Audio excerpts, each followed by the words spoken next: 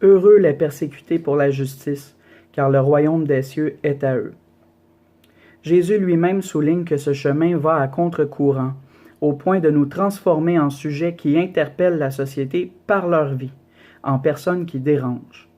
Jésus rappelle combien de personnes sont persécutées et ont été persécutées simplement pour avoir lutté pour la justice, pour avoir vécu leurs engagements envers Dieu et envers les autres.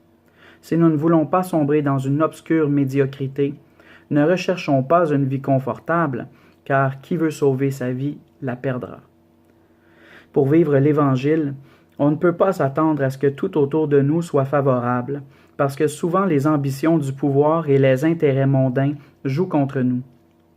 Saint Jean-Paul II disait qu'une société est aliénée quand, dans les formes de son organisation sociale, de la production et de la consommation, elle rend plus difficile la réalisation du don de soi et la constitution de la solidarité entre hommes.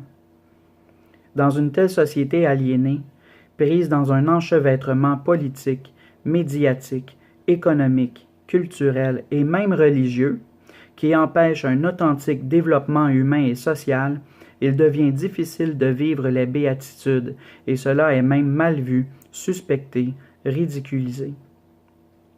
La croix, en particulier les peines et les souffrances que nous supportons pour suivre le commandement de l'amour et le chemin de la justice, est une source de maturation et de sanctification.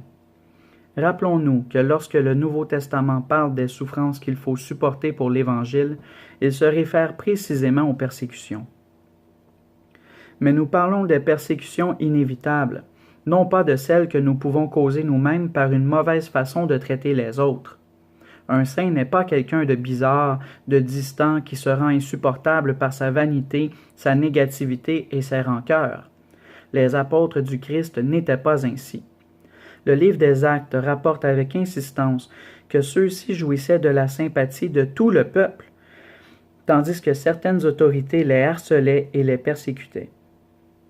Les persécutions ne sont pas une réalité du passé, parce qu'aujourd'hui également nous en subissons, que ce soit d'une manière sanglante comme tant de martyrs contemporains, ou d'une façon plus subtile à travers des calomnies et des mensonges.